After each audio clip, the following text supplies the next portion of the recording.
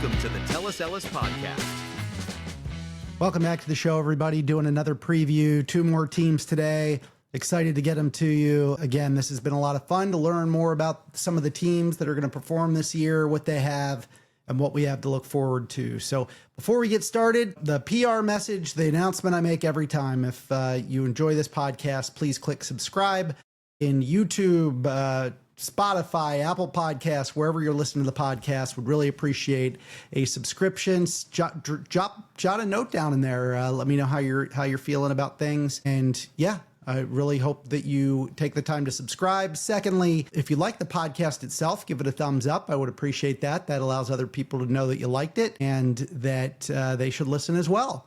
And then finally, follow me on social media at Tell Us Ellis HQ. That's on Spotify and X at Tell Us Ellis HQ. And then if you have any questions, send me an email, jamie@tellusellis.com. Today, 2 teams that are fringe, right? One, a playoff team from last year. One, hopefully a team that's finally building something. Today, it's the Cleveland Guardians and Pittsburgh Pirates. So let's get right into it.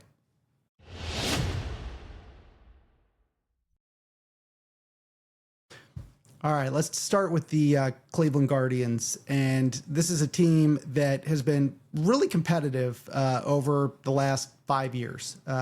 Very competitive.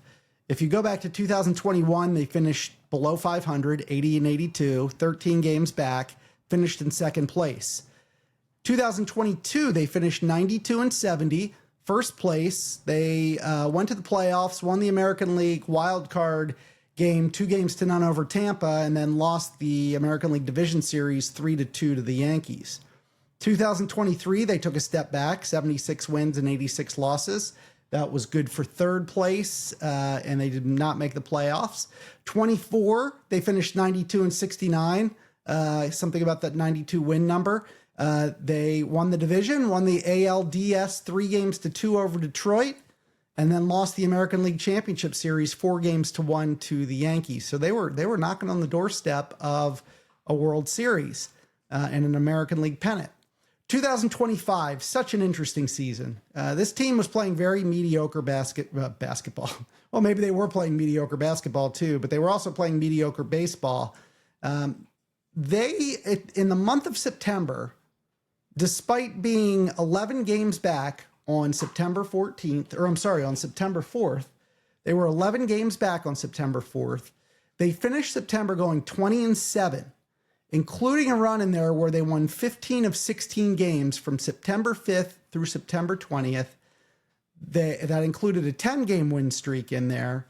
All of that, they came all the way back from 11 games back to win the division. They beat out the Tigers, who went on a dreadful slump, and end up in first place, hosted a wild card game to the Tigers, and appropriately lose the series 2-1 to Detroit. All that work to get back, and they fall short in the American League wild card series to the team they came back and passed. Stephen Voigt has been the manager in Cleveland the last 2 years, 180 wins, 143 losses, 2 division titles, 5-8 in the postseason. He is one of the best and most widely regarded managers in baseball. He's respected strategically. He's seen as a strong leader, a strong communicator. Again, just really good manager. Won back-to-back Manager of the Year awards in 24 and 25. He's tactically sound. Baseball writers love him. He is, clearly one of the really well-respected managers in the game. From a general manager standpoint, so Mike Chernoff is the general manager. He reports to Chris Antonetti, who's the president of baseball operations. Antonetti sets the strategy and vision. Chernoff then manages to that vision, making the player moves, acquisitions, draft, etc., to fulfill that vision. Chernoff spent his entire executive career with the Guardians, rising from the scouting ranks and baseball operations. He started I always find this stuff funny. He started as a front office intern and moved his way through the organization to become a general manager. His emphasis is on development, scouting, and he is seen as a really good strategic guy and realistic. From an ownership standpoint, Larry Dolan is the Larry Dolan family ownership group that owns the team. Paul Dolan is his son, and he's the owner representative for the family ownership group. They've owned the Guardians since 2000. They're seen as a competitive team on a smaller budget.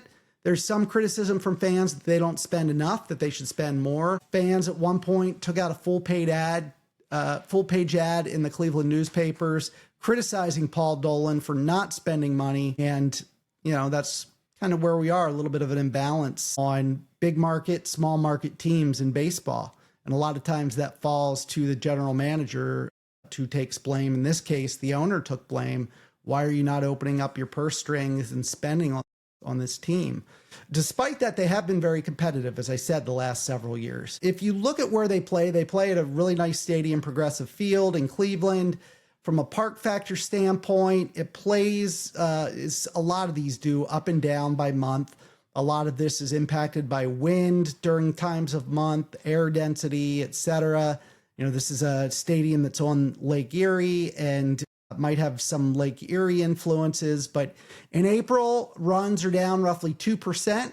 In May, they're down about 4%. June, they spike up 6% versus average. July, they're down 1%. August, they're up 3%. September, they're down 2%. So up and down. Early on, the ball does seem to die a little bit, heats up a little bit in the summer months, and then September kind of dies a little bit.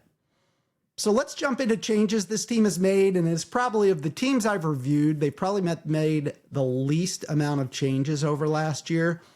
And you may say, well, they won the division last year, and why do they need to change anything? And my pushback would be, I find it highly unlikely they're going to win 15 to 16 games again and win the division essentially on the last day of the year. The players they lost, there's probably only one that really concerns me. So Lane Thomas was an outfielder for them who signed with the Royals. Thomas only batted 160, 4 homers, 11 RBIs, very limited action.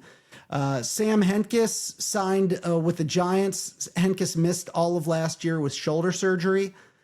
Jacob Junis is the one that I was thinking of that hurts a little bit. He signed with the Rangers. Junis 4-1 with a 2.97 ERA, 57 games. He pitched 66 and 2/3 innings, struck out 55 batters, and pitched to a 1.23 whip. So that is a bullpen arm you're going to miss. John Means, ex-Oriole, guy I have a high regard for, but he has been very hurt. Signs with the Royals. He very limited action last year and has had issues really since his first elbow surgery several years ago. Tristan McKenzie, who was once an ace for this Guardians team, signed with the Padres and had no major league action last year. And then Will Brennan signed with the Giants, very, very minimal action last year. So not a lot of big important losses for this team. Now, who do they add? They added Colin Holderman, a relief pitcher, only pitched 25 and 2/3 innings last year, 7.01 ERA in 24 games. Low risk, probably not big time reward, but take a chance on him. That's fine. I do like the signing of Sean Armstrong, 4-3 with a 2.31 ERA, 71 games. He pitched 74 innings, struck out 74 batters, pitched to a 0.81 whip. I like that for bullpen depth. And then Rhys Hoskins signed on a minor league deal. We'll see if he makes the major league team. Hoskins with the Brewers last year batted 237, 12 home runs, 43 RBIs, and a 748 OPS.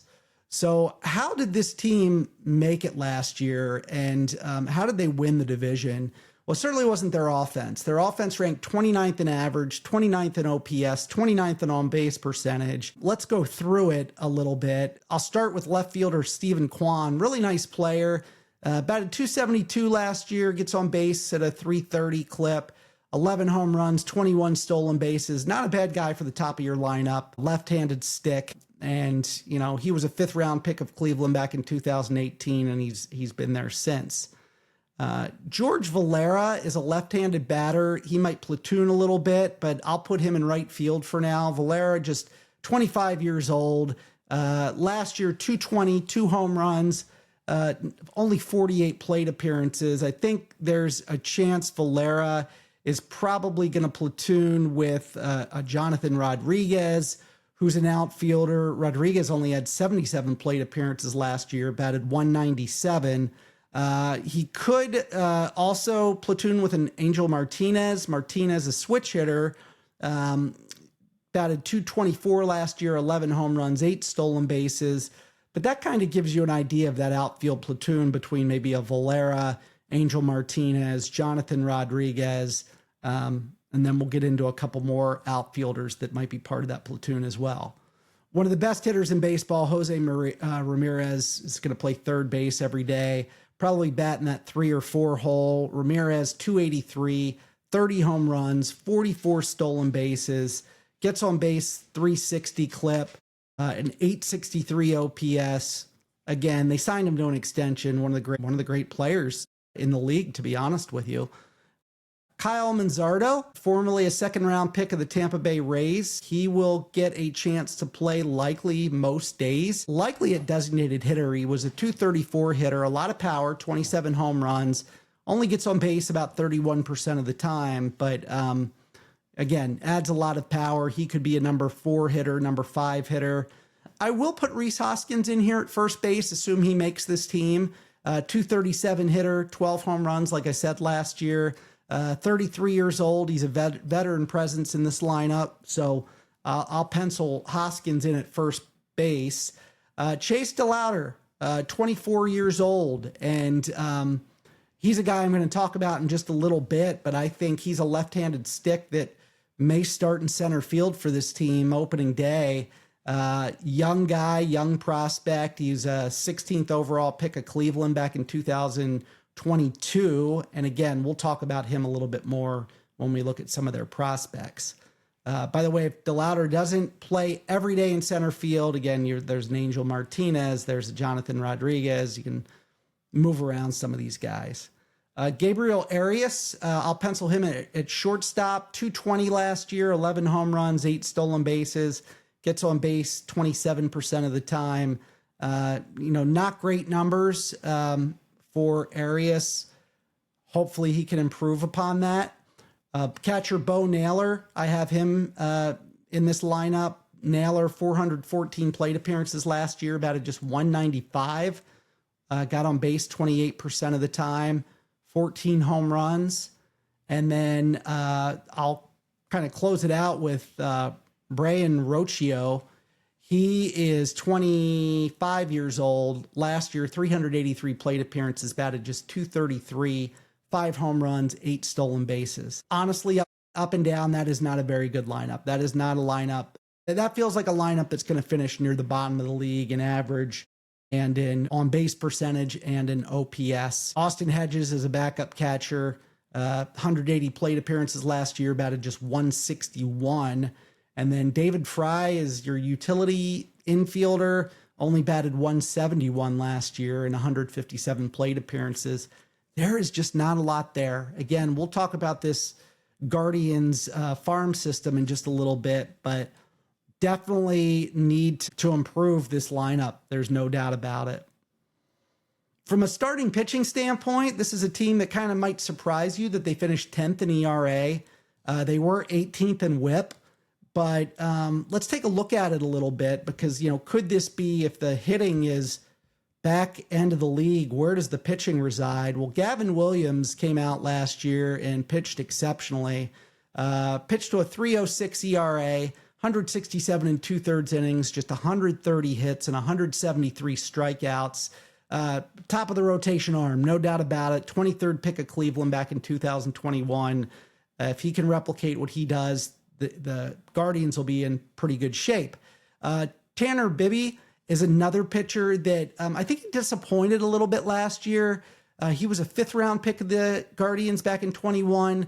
Pitched to a 4.24 ERA. That was 182 and a third innings, 170 hits. He struck out 162 batters. I think they're going to rely on Bibby to be a little bit better this coming year, and I think he's going to need to if this team has any hope of competing. Slade Cecconi is likely slated into this starting rotation. Cecconi 26 years old, pitched to a 4.30 ERA last year, 132 innings, 125 hits, struck out 109 batters.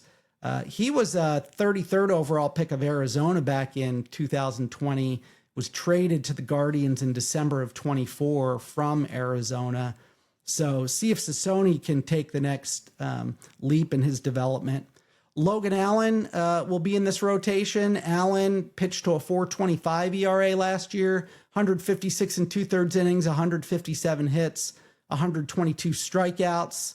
Feels more 4-5-ish in this rotation. So see what happens there. And then Joey Cantillo will likely round out this rotation. Cantillo pitched well last year, 3.21 ERA, 95 and 1/3 innings, 78 hits, 108 strikeouts, 13 starts. Could he be a guy that finishes more in that number 2 or number 3 slot in the rotation? So again, really good at the top with Gavin Williams. I think there's something there with Bibby. Sassoni needs to develop more, and you need Cantillo to kind of replicate what he did last year. This is, again, not one of the best starting rotations that I've reviewed so far, and it might be better than the hitting, but I don't see this as a team that's going to finish top 10 in ERA, 15 in WHIP. Now, their bullpen last year finished 3rd in the league in ERA and 5th in the league in WHIP, and let's take a look a little deeper at it. Really good back end with Cade Smith, your closer, right-hander, 2.93 ERA, 16 saves last year, 73 and 2/3 innings. He struck out 104 batters. We've got Emmanuel Clase, who is on the restricted list for betting on games. And Luis Ortiz is a starting pitcher, same situation. They're not coming back. They probably will never come back or may never come back. It's good that you have a Cade Smith to jump in there and take on the closing duties, and he did a really good job. From a setup perspective, you've got Hunter Gaddis. Gaddis pitched really well last year, 3.11 ERA, 66 and 2/3 innings, 58 hits. He struck out 73 batters. You signed Sean Armstrong to be that other setup man, and again, a lot to like there from Armstrong. 2.31 ERA, 74 innings, just 40 hits, 74 strikeouts. So really good closer and setup guys in this Guardians bullpen. Eric Sabrowski is a middle reliever. Sabrowski was great, 29 in the 3rd innings, just 14 hits last year, 42 strikeouts, a 1.84 ERA. See if he can come back and do that again. Matt Festa is a middle reliever, pitched to a 4.12 ERA, gave up 44 hits in 54 and 2/3 innings. That's really good. 56 strikeouts. So again, another solid arm. Tim Herron is a middle reliever, 4.85 ERA, 42 and 2/3 innings, only gave up 37 hits and struck out 45 batters. Problem is he walked 30 in those 42 and 2/3 innings. So he needs to get some help with his control if he's going to be effective. And then Connor Brogdon is another guy that likely will be in middle relief. 47 innings, 45 hits, and 49 strikeouts, but his ERA was 5.55, so he's going to have to improve upon that. And then, from a long reliever standpoint, it's hard to tell. I'll put Peyton Palente in there for now. He was a Rule 5 pick from the White Sox, so I'll assume that they keep him and throw him into long relief. By the way, with Palente, he's only 24 years old, will be closer to 25 on opening day. He was a second round pick, 62nd overall of the White Sox back in 2022. So maybe worth it to try to keep this guy on your roster, see what he can do, see if he can develop. So the current roster, again, not a lot of changes in the offseason. Bullpen looks, out of all three, hitting, starting pitching, relief pitching, certainly their relief pitching is the best of the three. Starting pitching is second. Hitting is a distant third. But let's talk about some of their prospects. This is a Guardians team that back in 2021 ranked 11th by Baseball America in overall farm system. They were 12th in 2022, 4th in 2023, 19th in 2024, 7th in 25, and now they rank 6th. And It's one of the deepest in the game. I mean, I could have gone on and dug deeper into each of these players. There's a lot of batting and pitching help here, and it's both amateur and also international. So let me start with their overall number one prospect, and it's second baseman, 23-year-old Travis Bazzana, 5'9", 170 pounds.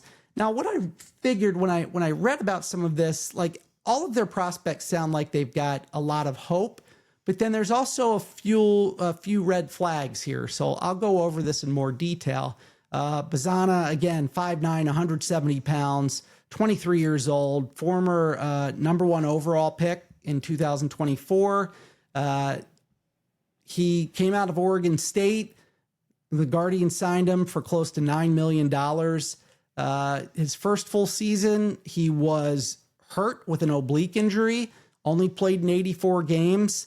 He only hit 244, did have a 389 on base percentage and a 424 slugging percentage, hit 9 home runs and 17 doubles, but again, had that oblique injury that limited him. He can drive the ball to both gaps really well. He's best when he's pulling the ball in the air. His oblique injury impacted some of his hitting mechanics in 2025, which could have driven his numbers down maybe a little bit. He does have plus bat to ball skills. He's still working on his approach, and he will again this year. One of the complaints is he's a little passive against left-handers and against some of the secondary offerings from left-handers in particular. He's a plus runner when he's healthy. He's efficient. He was 12 for 14 in stolen bases. While he's listed as a second baseman, center field could be an option for him. But, you know, from a second base standpoint, he's an okay defender. He makes the routine plays. He's got this hitting prowess, and he has some power. Occasionally, he flashes all-star upside. He's going to play for Australia in the Baseball Classic this year, so you can keep an eye on him. He shouldn't need much more minor league time, even though he played with that oblique injury last year. He did get a lot of college seasoning, and at some point, it could even be this year, he will have a chance to start and play every day at second base for the Guardians. So that is Travis Bazzana, 20th overall prospect in baseball, right? We just have to keep an eye on that oblique injury. That can be if that recurs, that can be a painful thing that sticks with you for a while. I mentioned Chase DeLauder because I think he has a chance to break camp with this team. He's a 24-year-old outfielder, second overall prospect for the Guardians, 46th overall in baseball. He fell in the middle of the first round in 22 because of injury questions. He ended up being the 16th pick overall, and he continues to battle injuries. He played 138 games in 3 years as a professional. Foot injuries have plagued him. He had bilateral core surgery. He had right wrist surgery. And, you know, those are the things when I say there's a little bit of an asterisk by each of these. You know, with Bazzana, we talked about the oblique. With DeLauder, it's all these other injuries. But, you know, when he plays, he can hit. He actually made his debut in the postseason this past year. He got into 2 games. He's a selective hitter. He's got a compact swing, and he has produced when he's played.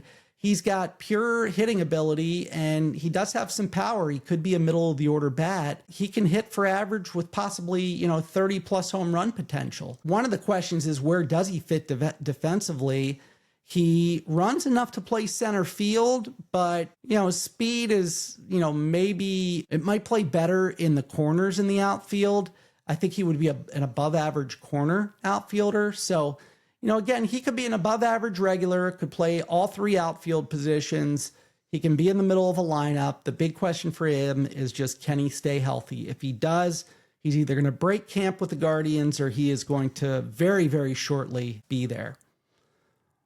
The 3rd overall prospect for the Guardians, 89th overall in baseball, is Ralphie Velasquez. Velasquez, he's 20 years old, first baseman, 6'2", 220 pounds. He's a bat-first catcher with a strong hitting track record.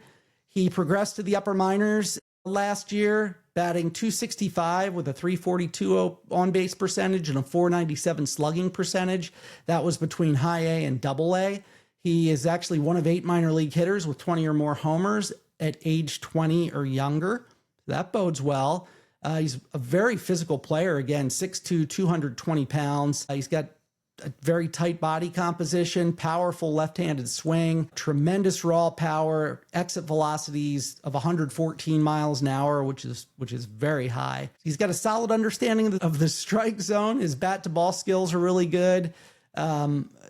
He doesn't have these prodigious strikeout numbers or anything like that. He's trying to tap more into his raw power more frequently. He's got below average speed on the base paths. He could play some first base. He would probably become a solid defender with a plus arm. He's got a plus arm behind the plate. And if he had to play the outfield, he's not, again, he doesn't have that much speed. He'd probably be a below average everyday corner outfielder. But again, he's got a plus hit tool, plus power, could be an everyday first baseman, hit in the order of the lineup, in the middle of the lineup, and should play in the upper minors for 2026. Maybe he gets a taste of Cleveland sometime during this season. Again, he's only 20 years old. Number 4 is Angel, I'll say Ganoa, but it's weird. On the team page, Ganoa is listed as the 4th prospect for the Guardians, with Velasquez being 3rd. But from a top 100 standpoint, Ganoa actually ranks 66th overall in baseball, whereas Velasquez ranks 89th. So I'm not sure exactly how they're seeing these guys. I'll just say both of them are top 100 players. Angel Ganoa, I think that's how I'm saying it, as a shortstop, 21 years old, 5'9", 150 pounds, 21 years old. He was the headliner of the 2021 international class for Cleveland, had a breakout 2024 season that was kind of sandwiched in between 2 injury-plagued years of 2023 and 2025. Again, injuries. He keeps his strikeouts in check. He's a contact-oriented hitter who can drive the ball to the gaps. He can handle velocity and secondary pitches pretty well. He needs to add more strength to his frame. I mentioned he's 150 pounds. He's a ground ball and low line drive hitter, and maybe that's something he needs to work on to get the ball in the air a little bit more. His best contact might always be kind of up the middle and line drive type of hits. He's never hit more than 18 to 20 home runs in a season. Probably isn't. Ganoa is a solid runner.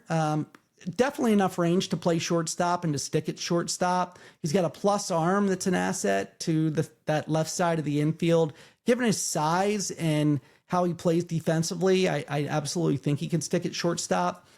His contacted abilities and tool set, he could be a solid everyday player, and he might have some more upside as his hitting tools develop. So he's closer to a big league opportunity. Again, 21 years old. We'll see if this is something where he might hit Cleveland sometime late in the season. 5th overall prospect for the Guardians is Parker Messick.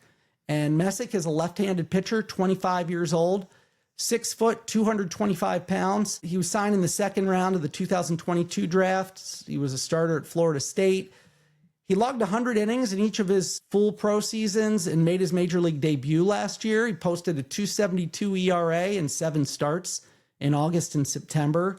He throws a 4-seam fastball, 92 to 93 miles an hour, touches 95 to 96, and he has a low release point. He's got a mid-80s changeup. It's often been viewed as kind of a plus offering and probably his best kind of strikeout pitch. 45% miss rate in the minors and 31% miss rate in his major league stint. He's improved his slider over the years. He's added 3 ticks to his velocity. His slider now sits at 85 to 87 miles an hour. 2-seam fastball that's thrown a lot more versus lefties than righties. He's got an upper 70s curveball that missed a lot more bats last year than it did in previous years, so that's good. He doesn't have elite command, so that's something we're going to have to watch with him. But he is, consistently an above-average strike thrower for multiple pitches that he can throw. So, Messick probably slates in as a number 4, number 5 starter. He will get an opportunity. I don't know if it will be to start the season in this rotation, but certainly there's some places in this rotation where I could see him slotting in. So, let's see what happens with Messick. Had a really good pro debut last year, or major league debut. Let's see if he can carry that into 26 when he makes an appearance with the Guardians. The only other player I want to mention, and from a team standpoint, he was listed as the 10th best prospect for the Guardians. He wasn't in the top 100, but I wanted to mention him. His name's Cooper Engel, and he's a catcher. He's 23 years old, 5'10", 185 pounds. He was a fourth-round pick in the 2023 draft. He played for Clemson. He's got a .407 on-base percentage, which for among catchers only trails Alfredo Duno, who has an on-base percentage of .425 in the minors. We talked about him with the Reds. He's undersized and a left-handed hitter. His value is definitely going to be through his on-base skills and contact skills. He's got kind of a low-maintenance swing and directs the ball with a level playing path that leads to a lot of line drives, and especially to his pull side. His chase rate of 18.1% and miss rate of 18.8% are among the best in the minors. He's a selective hitter. He doesn't expand the strike zone frequently. His exit velocities are below average for his age. He's got limited power. He doesn't really tap into it. The Guardians are hoping that 185 can turn into 200 pounds, put on a lot more muscle. Last year, he regressed a little bit as a receiver. He was a little more skittish as a blocker of balls. He's got fringy, but he can play as catcher. Below average arm strength doesn't bode well for a catcher, but he does release the ball, get the ball out of his glove, exchanges it pretty quickly. So I think at some point he will see Cleveland this year, and that's why I wanted to mention him. But, again, we went over 1, 2, 3, 4, 5, 6 players at the top of this minor league system, and there's more. Again, this system's really deep, not just with the top end talent, but they've got deepness below. So there is an opportunity to improve here. Will it be enough to move the needle? It very well could be when you have a manager like Stephen Voigt. I think that bodes well for them. So one of the unfortunate things is if the Guardians fall out of the race, I don't see them having a lot of moves to make of impact unless you're willing to trade away somebody that could be part of the next great Guardians team. You're not going to trade Jose Ramirez. I truly doubt you're going to do that. A lot of the other guys that the Guardians have, they're still arbitration eligible. They're still under team control. Not sure you'd want to trade away some of those guys. So the only real tradable asset I found for them was probably Sean Armstrong. Again, he makes $4 million this year. There's a mutual option for $8 million next year. Could be a really good bullpen arm, but I just don't know if you're going to want to trade a lot of these guys away. He's probably your best option. Cade Smith, a really good closer, but you've got, he hasn't even approached his first year of arbitration yet. So again, I think right now they have to do what they can, grow themselves, build themselves, and, see where things fall. One thing I didn't mention is they did land the best international prospect in January, Severt Reynoso. He is a shortstop out of the Dominican, 17 years old, 6 foot, 200 pounds. He's a switch hitter.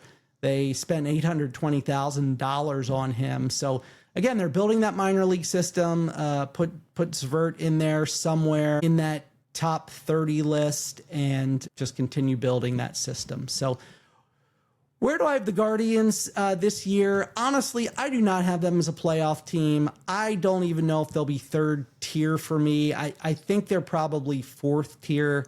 They could be approaching fifth tier. I think they had a magical run last year, but I don't expect that again. This does feel like rebuild mode for them. I wish they had players they could trade away that would get back some value. They really don't. But right now my head is kind of probably fourth tier, fifth tier for this team. So that's what we have on the Cleveland Guardians.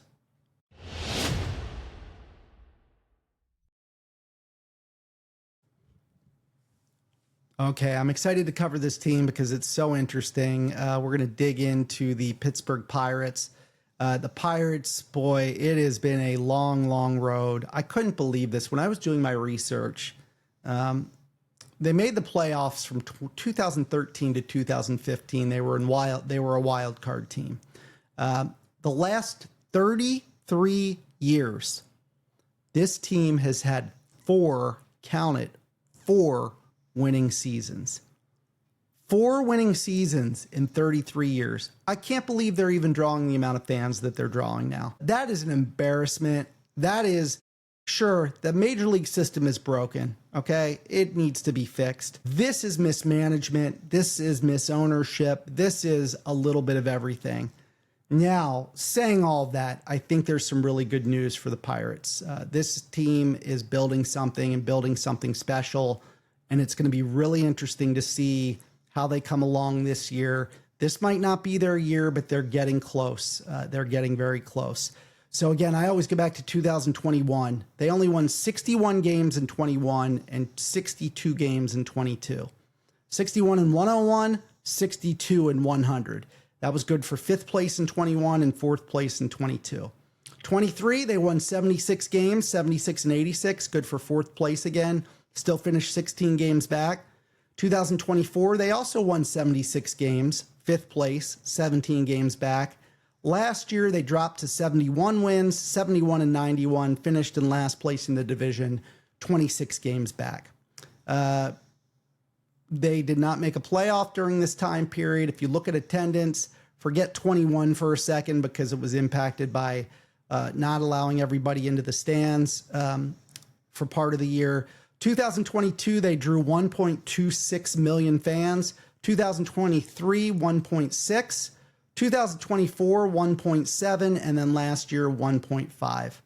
Come on, Pittsburgh. These fans deserve a team. This pisses me off. Manager, Derek Shelton was relieved last May. Don Kelly took over. He played in Major League Baseball, worked in baseball operations and scouting. That included a stint with the Tigers. He moved into coaching as a first base coach with the Astros and then joined the Pirates staff and took over full-time this year as the manager. He's respected by players in the front office for his character, work ethic, leadership. He's got a positive influence on team culture, and this is big. He's a Pittsburgh guy. He's from Pittsburgh. I actually like that. I really like that you're hiring a manager that knows the city. Now, you just have to play well enough so your fans feel good about coming out. General manager is Ben Cherington, really well-respected guy. He's well-traveled. He's the GM, Vice President of Baseball Operations. He believes in player development, focused with a long-term plan. That kind of started with Paul Skeens when he was drafted. Ownership backs him and his vision and approach, and he's been in place since November of 2019. The problem is we're on year 7 now. Well, fairness, I guess it's year 6, and he's still not winning. Fans question the pace of things. Why aren't they improving more quickly? It has been 6 years, and I agree with those sentiments wholeheartedly. Again, if I'm a Pirates fan, I think you're so close. They play at a beautiful stadium, PNC Park. It is a beautiful stadium right on the river. How does it play? It's really interesting. It's down 4% against average from a run scoring standpoint in April, down 1% in May, up 2% in June, up 1% in July, and then peaks at up 10% in August before falling off 9% in September. I mean, gosh, that's a 19% change between the months. But that's how it plays. Again, beautiful ballpark for them to play in. Let's take a look at, let me talk about ownership, by the way. So Bob Nutting is the chairman and managing general partner. The Nutting family bought the Pirates as minority owners in 96. Nutting became the principal owner in 2007. Again, he is perceived negatively, unwilling to spend competitively. He's focused on profitability over winning, and he's comfortable, fielding low payroll teams. When we talk about a salary cap in baseball and put it all on the players because contracts are out of control, this is where you do have to put an onus on the owners. If you are making money, you should be spending that money on your team. That is how I feel about it. If we're going to have a salary cap, we need to have a salary floor that is not this bullshit that the Pirates are putting out there. Last year's payroll was estimated at $87 million. Even this year's payroll is only $105 million. We've got to hold these owners accountable just as we have to hold the players accountable. So sorry to be on my soapbox, but it just really ticks me off. Let's look at the changes. So now I'm going to just focus on the team. I'm over the other stuff. Let's just focus on the team. They've lost a couple of players that will have an impact. Andrew McCutchen, maybe not statistically. He was 239 last year, 13 home runs, 57 RBIs, 700 OPS. He might not be missed on the field as much as in the clubhouse. He was a Pittsburgh guy and was part of those playoff teams from 13 to 15 and likable guy as a Pittsburgh player. Tommy Pham, and by the way, McCutchen is still a free agent, but I don't think the Pirates are going to sign him to a contract. Tommy Pham is also a free agent. I don't think they'll re-sign him. He batted .245, 10 home runs, 52 RBIs last year, 5 stolen bases, again, a 700 OPS. They traded with the Red Sox. They gave up Johan Oviedo. And, Oviedo, I think I like this pitcher. I think the Red Sox are getting something pretty special. He was 2-1 with a 3.57 ERA last year. 9 games started. He pitched 40 in third innings, struck out 42 batters. His whip was 1.21. They did get a good young arm in that deal, and we'll talk about that in a second. I'm avoiding it so I don't have to pronounce the name. But yeah, I like Johan Oviedo, and I get why the Pirates did it. I'm not anti this move, but I just like Oviedo. Mike Burrows is another player that they traded away in a 3-team trade with the Rays and Astros. Burrows was 2-4 with a 3.94 ERA, 23 games, 19 starts. He pitched 96 innings, struck out 97 batters, pitched to a 124 whip. Not bad numbers. I think he's going to be a long reliever this year, but he won't be with the Pirates. And then Colin Holderman signed with the Guardians. Holderman pitched in 24 games last year, a 7.01 ERA and 25 2/3 innings. I don't think statistically he will matter that much as a loss. Now, I do like some of the additions the Pirates made. I think this is going to be a much better hitting team this year. Number one, Brandon Lowe, second baseman. Lowe. I get confused with all these guys, Lowe. He came over in a 3-team trade with the Rays and Astros. Batted .256 last year, 31 homers, 83 RBIs, 784 OPS. He's a second baseman. Really like that pop to the lineup. Ryan O'Hearn, love this move. Hopefully, as an everyday player, he can continue to hit as he has last year. .281, 17 home runs, 63 RBIs, and 803 OPS. They're taking a chance on Marcell Ozuna. Why not? This guy was an MVP candidate a couple years ago. .232 last year, 21 homers, 68 RBIs, a 755 OPS. He really did fall off last year, but why not take a chance on him? So I like that signing.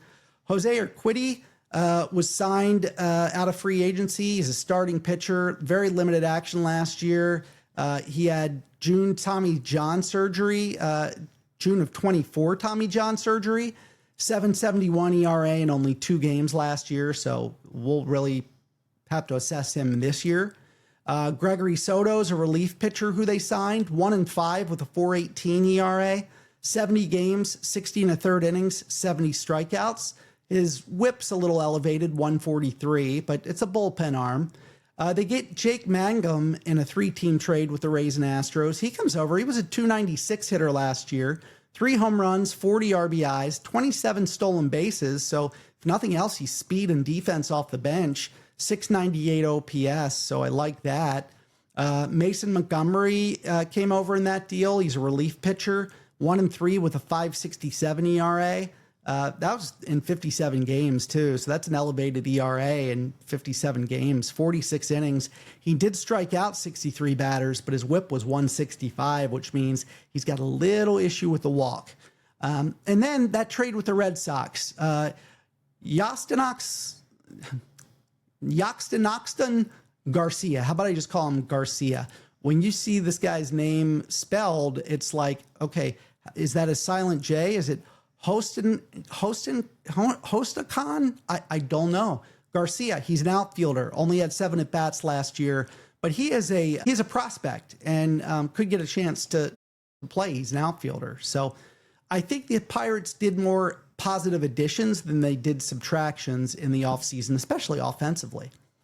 So when we look at this team, batting average, they were 28th in baseball. OPS, they were 30th. They needed more pop here. Just let's go through their lineup.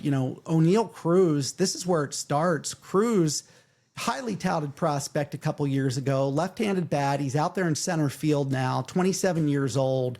Last year batted just 200, got on base. His on-base percentage was just 298. He hit 20 home runs, had 38 stolen bases. I think this guy could be 30-30 potential. He's got to raise his average, certainly well north of the Mendoza line. But if he could even bat 240, that would do wonders for this team. He's got to get on base at a higher clip. So keep an eye on that this year. I think he will set the tone for how this offense goes in many ways.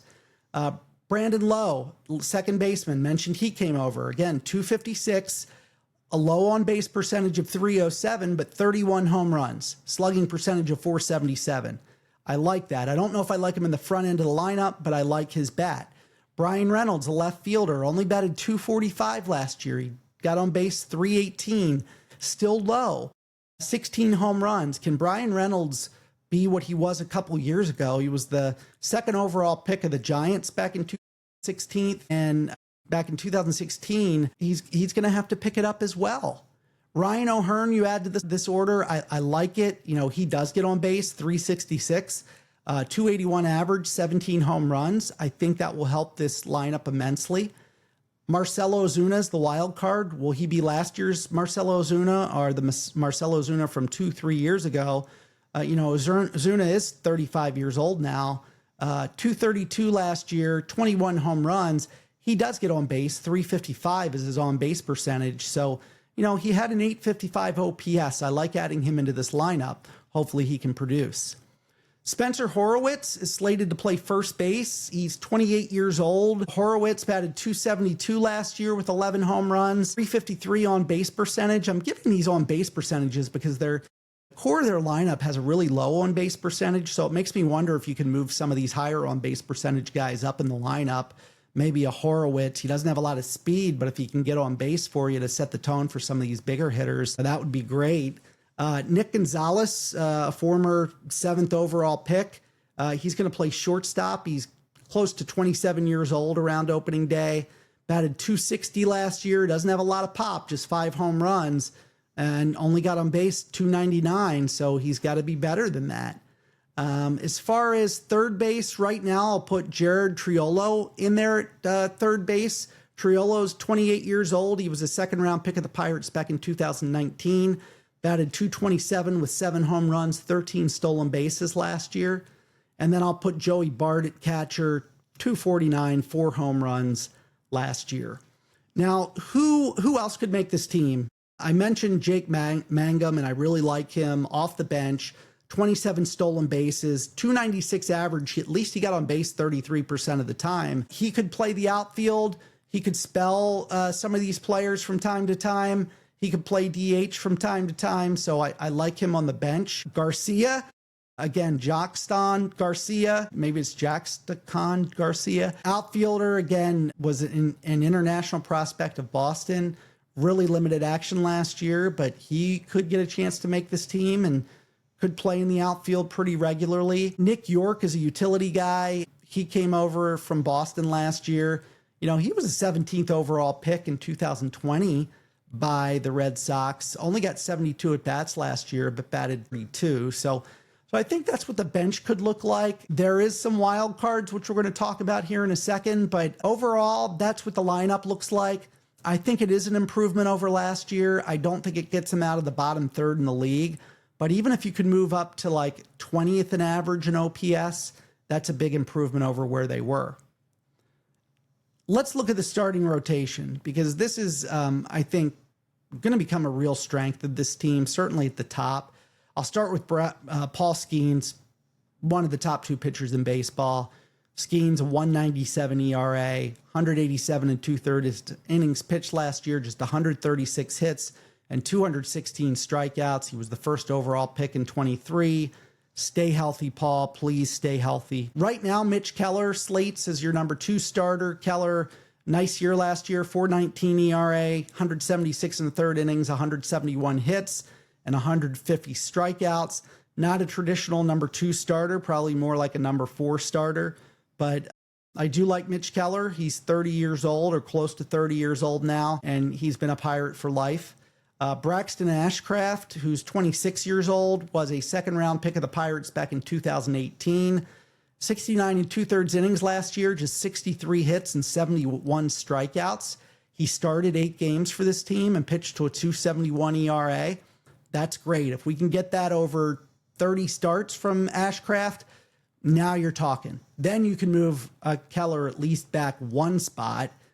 And then I want to talk about Bubba Chandler, who is absolutely a prospect we'll talk about deeper in a second, but he's got the makings of a number 2 starter. And you know, in limited action last year, he pitched to a 4.02 ERA, started 4 games, pitched 31 and a third innings, gave up just 25 hits, struck out 31 batters, and a lot to like with Bubba Chandler. So again, those first 4 starters that I talked about, all homegrown, either first, second, or third round picks of the Pirates at some time over the last several years. Jose Urquidy really looks like he's going to fall to the number 5 slot in the rotation. Again, hurt most of last year. I know he pitched a spring game, I believe, today. So see how he works out if he's healthy and see how he can pitch. Overall, this is a team that finished 6th in ERA and 6th in WHIP from a starting rotation standpoint. Perfect. If they can finish there again and come up 10 spots in offense, that's really good. Let's look at the bullpen now, where, you know, last year they were 13th in ERA, 10th in WHIP. Not bad. I think you want a stronger bullpen to solidify some of these really good starters that you have. Dennis Santana is going to be the closer. Santana, 16 saves last year, a 2.18 ERA, 70 and a third innings, just 44 hits and 60 strikeouts. So I feel pretty good about that. They signed Soto to be a setup guy. Again, Soto, 4.18 ERA, 16 and a third innings, 62 hits, 70 strikeouts. Isaac Mattson slates to be another setup guy. Pitched really well last year for Pittsburgh, 47 and 2/3 innings, just 35 hits, 45 strikeouts, and a 2.45 ERA. So, you know, that's a back into the bullpen that I feel really good about, closer and setup. You move into the middle relief area. You have Justin Lawrence, right-hander. Very limited action last year, but in 17 and 2/3 innings, he gave up 9 hits and struck out 23 batters and pitched to a 0.51 ERA. If they can get that out of him, that is huge. That is huge. Carmen Muldzinski is likely to be a middle reliever for this team. Muldzinski pitched to a 3.55 ERA last year, 99 innings, 102 hits, 89 strikeouts, used pretty often. He was the 31st overall pick of the Pirates back in 2020, getting acclimated to that bullpen, but I think there's some upside there. Evan Sisk in limited action last year, 3.57 ERA, 17 and 2/3 innings, 16 hits and 25 strikeouts. And then Mason Montgomery will slot in somewhere here. He came over from Tampa Bay, I mentioned in a trade. 5.67 ERA last year, 46 innings, 49 hits, and 63 strikeouts. So he does strike out quite a few guys, but he did walk 27 in those 46 innings. When I look at long relief, it's probably a Johan Ramirez right now. Ramirez, a 5.40 ERA last year, 33 and a third innings, 33 hits, and 45 strikeouts. That's where I think things set up for now. Jared Jones had internal brace surgery back last May. It's unlikely he's going to return. If he does, it'll be late in the year, so don't expect a lot from Jared Jones. So let's talk about the farm system, because you take that Pirates team that I just talked about and you say, okay, well, their starting pitching really isn't that bad. Their bullpen's not that bad. They're improving on their hitting. This feels like a team that maybe could win 80, maybe more than 80 games this year. And that's how I feel. But that only scratches the surface. So the Pirates farm system over the last 5 years, it's ranked 2021. 7th in 22, 10th in 23, 13th in 24, 13th in 25. And right now they stand out as the #1 farm system in baseball. They have the best prospect in baseball, Connor Griffin, who keeps mashing home runs in spring training. So we'll start with him. But there's depth of more top prospects. I'm probably going to go deeper than I need to in these previews, but I just like talking about some of these players. And it's pretty deep at the top. The second tier depth is not as impressive, but that top tier depth is pretty impressive and has some elite prospects. So let's get into it. And let me talk about Connor Griffin. Again, #1 prospect overall in baseball, 19 years old, 6'4", 215 pounds. He's a shortstop. He was high school player of the year after his senior spring in Mississippi. He batted .559 and stole 85 bases. The Pirates drafted him 9th overall that July, gave him $6.5 million. I don't think they anticipated he would be as good as he has been, but he has been a phenom. He hit .333 with 21 home runs and 65 steals in 122 games, beginning at low A last year and finishing at double A. And he was the first ever drafted teenager to hit at least 20 home runs and steal at least 40 bases, joining Andrew Jones, Ronald Acuna Jr., Jackson Chourio, and Alex Escobar. That's a pretty good class to be part of. He's got some of the highest exit velocities of any teenager in the sport, hits to all fields. He's a plus runner. He retooled his swing over the offseason to clean up his arm bar and added more depth, and he kept his strikeout rate under 22%. His contact rate is above 75%. He's handled premium velocity at each level really well. He does have some areas to refine, especially against high spin rates. He's still learning to pull the ball in the air, but honestly, I'm nitpicking here.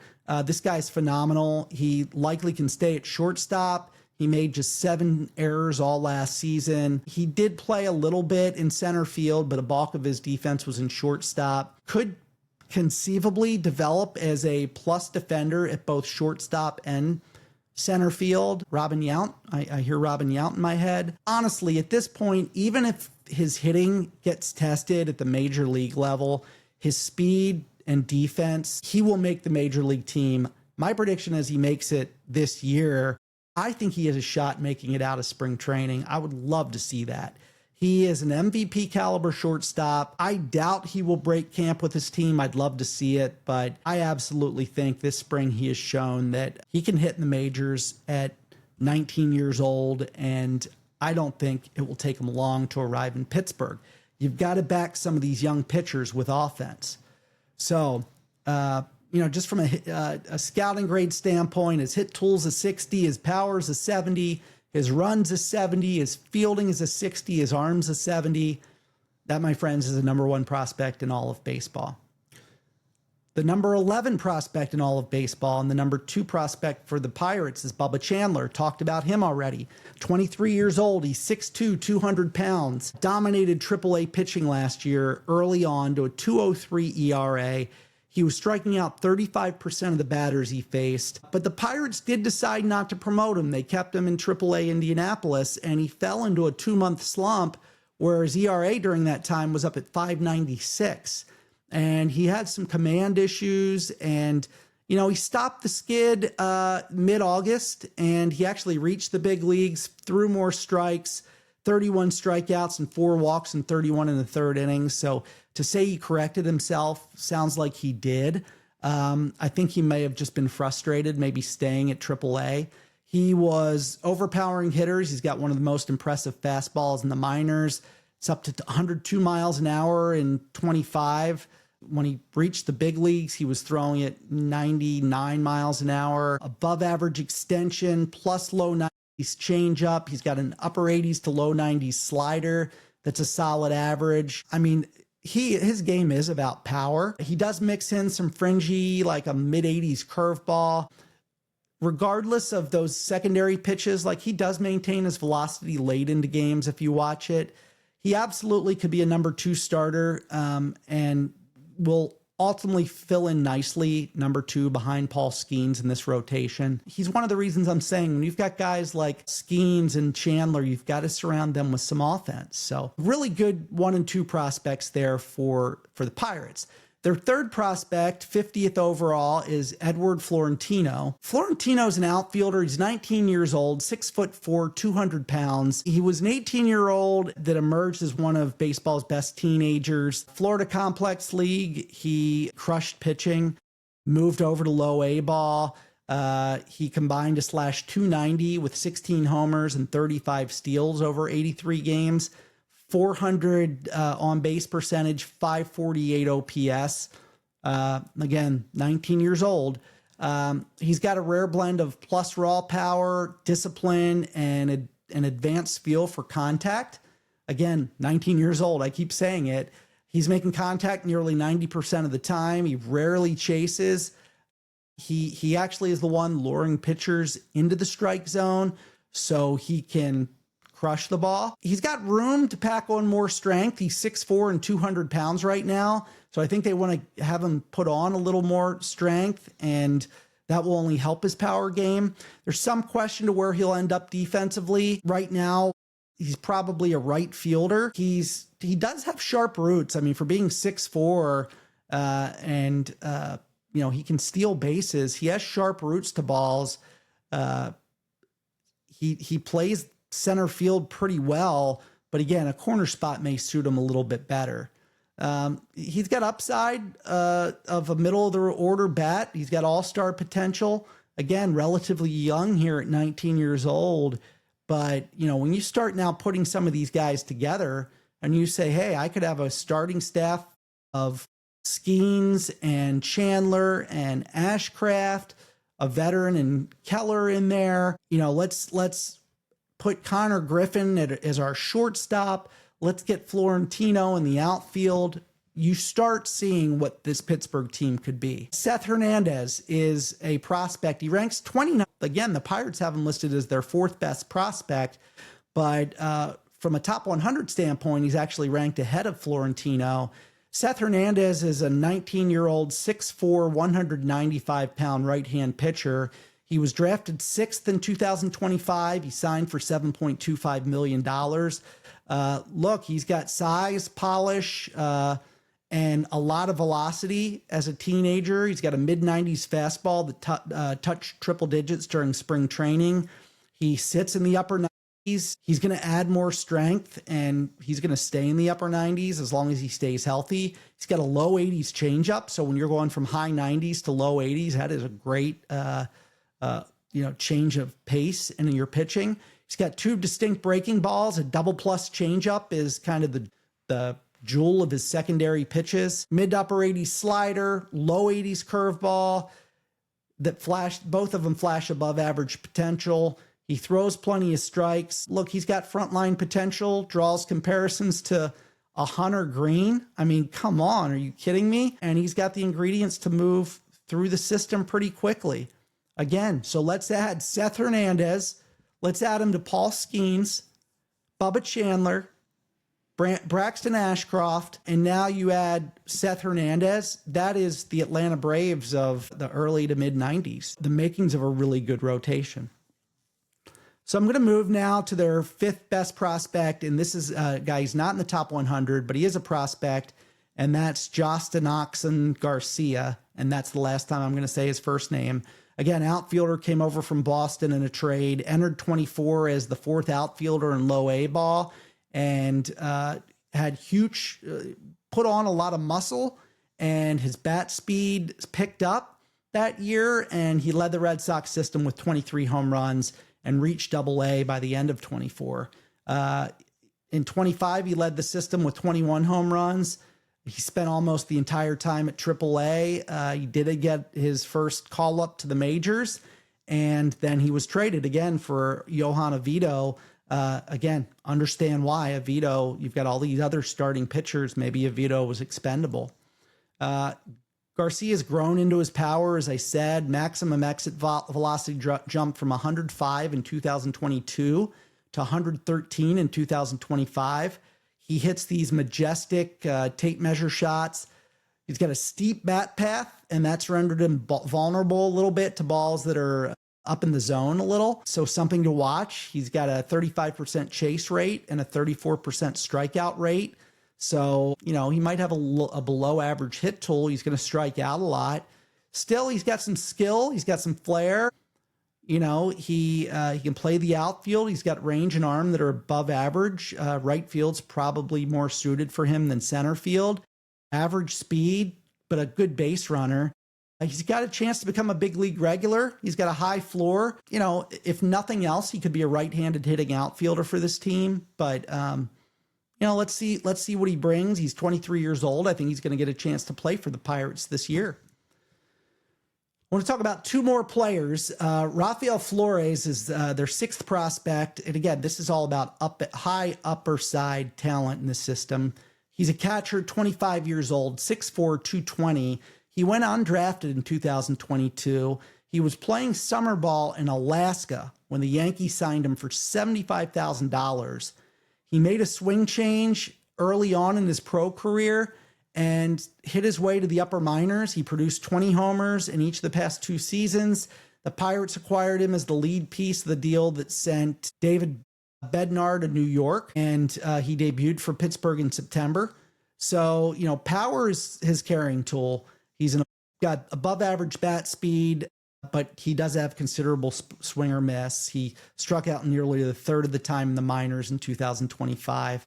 The Pirates think that he can make further swing adjustments and improve upon his rotation and barrel, that he can adjust his barrel a little bit. Could help him get even more consistent pull side power. He's a serviceable receiver. He's not going to be, known for his defense, but his framing and game calling skills are adequate. He does transfer the ball a little bit slowly and thus get it down to second base slowly. Does raise questions about his long-term behind the plate. He did see a little bit of time at first base, but he's got power, some defensive versatility behind the plate and first base. So he could be, an everyday player. He will have a chance to compete for a job out of spring training. That's why I wanted to talk about him a little bit. So I added him to the list. So he'll be an interesting one to watch. And then the last one I want to talk about, and again, he's rated as the 9th best prospect in the Pirates organization as a prospect, but 96th overall in the top 100. So this is one more guy I wanted to squeeze in there. And that's Hunter Barco. He's a left-handed pitcher, 25 years old, or 210 pounds. He made 29 starts at Florida before Tommy John surgery ended his college career in 2022. Pirates picked him up 4th overall that year. He cleared 100 innings last year for the first time and made a big league relief role last year. 93-mile-an-hour fastball that plays kind of more on shape and deception than velocity. He's got a tougher time commanding his secondary pitches. He's got an average low 80s slider and an average, I'll say above average, mid 80s splitter, a mid 80s cutter that's developing and plays well against lefties. Again, still requires some more development. There's a question whether he'll remain a starter or whether he'll be in the pen long term. He could be a back of the rotation arm. Again, I just read off all the names that the Pirates have that could be starters. So I don't think they have to force this guy into the rotation, but he could be a multi-inning reliever and again, could compete for a role with Pittsburgh out of spring training. Right now, I slated Yohan Ramirez as kind of that long reliever in this bullpen, but I think Barco has every opportunity to pick up that role. So the other thing I want to say about the Pirates, so it's not just those high-end players. They also drafted 2 really good players this January out of the international class. They drafted Jensier Custodio, the number 7 international prospect. He's an outfielder out of the Dominican Republic, just 17 years old, 5'10", 202 pounds. He's a right-handed batter. They paid him $900,000. Again, number 7 prospect, that always bodes well, especially for a position player, in this case, an outfielder. And then they signed the number 17 prospect. They had to pay him close to $2 million to get him, but it was shortstop Wilton Guerrero Jr., also out of the Dominican Republic, 16 years old, 5'10", 153 pounds, right-hand hitter, a lot more growth on these guys, a lot more in the future. It'll take several years to get these guys through their system. Now, as I said at the beginning, Pirate fans, I think you do have a reason to be excited here. I think that just on what they have in the minor league and major league system, you have a chance to make a playoff run with these players that I just talked about today. Not to mention that if ownership is willing to go out and spend money on bats to complement this team, all of a sudden you become a very viable team, and one with, young players. I mentioned those 16 and 17-year-olds that will give you a track record in the future. So you finally feel like you have something here that's workable, and I think that's really, really good. Now, if for some reason the Pirates aren't competing, if they're back in that mid-70s win area, okay, I think we're a year closer to all these guys coming up to the major league level, and that's exciting. What you can do is you can build up your minor league system even more. You can take a Ryan O'Hearn, sign for $14 million this year, $15 million next year. He's a free agent in 28. If he's having a good year, players are going to want him. The Padres wanted him last year from Baltimore. If he's doing the same, there's going to be a team out there that wants an O'Hearn, so he could be expendable. Marcell Ozuna is a really good name to watch as well. He signed for $10.5 million this year. There's a $16 million mutual option for him next year. By the time his contract ends, he'll be approaching 37 years old. If you get a chance to trade high on this guy, I think you should do it. Brandon Lowe was signed for $11.5 million this year, and then he's a free agent after this year. Look, he's a left-handed batter I like a lot. I'd rather see him be given a chance to stick with the Pirates. But again, he's a bat that you could move. He's got speed. He's got power. I'm sorry, he doesn't have speed. He's got power, 31 home runs. He could be a guy that you move. You've got some bullpen arms. Gregory Soto, $7.75 million this year is what he signed for, and he's a free agent next year. Jose Urquidy, let's say he comes back from Tommy John surgery and he pitches lights out. Look, you've got a line of starters you can plug in here. Urquidy, he's going to be a free agent after this year. See if you can get something for him. And then the other one, Dennis Santana's 30 years old. He's a good closer for your team.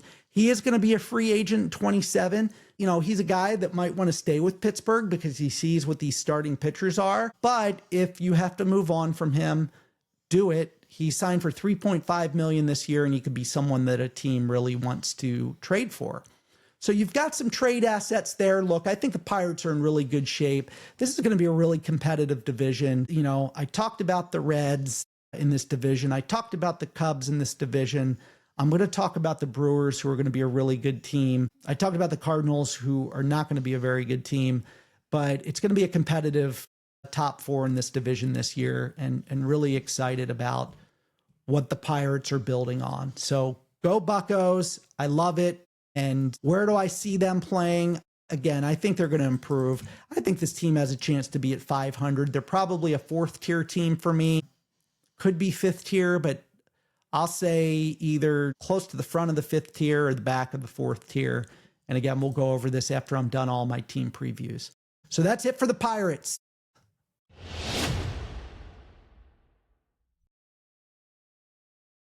All right, everybody. Guardians, Pirates, two really good farm systems. A team that competed last year in the Guardians, who has a good farm system, but will they have what it takes to get them to where they were last year? I don't think so. The Pirates, do they have what it takes to be a playoff team this year? I don't think so, but I think the Pirates are building faster than the Guardians. And of these two teams, where will they be in 3 years? I think the Pirates will be much better off than the Guardians. Time will tell. We'll see. Thank you for listening to the podcast. Again, make sure you subscribe on Apple, Spotify, YouTube, wherever you're listening to your podcasts. If you like this episode, give it a thumbs up. Don't forget to follow me on social media at TellusEllisHQ. That's on X, that's on Instagram. And then if you want to challenge anything I had to say, you want to come on here and talk, you have an idea, thoughts, email me, jamie@tellusellis.com. Until next time, I will see you later.